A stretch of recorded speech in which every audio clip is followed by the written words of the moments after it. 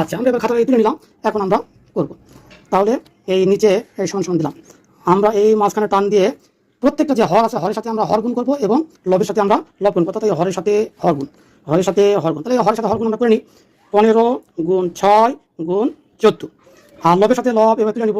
তাহলে 7 গুণ 5 গুণ 3।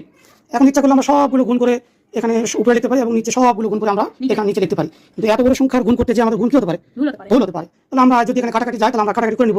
এই এখানে আমরা কাটবো 7 দিয়ে 14কে কাটলে কত হয় 2। তারপরে হচ্ছে এই 3 দিয়ে 6কে কাটলে কত হয় 2।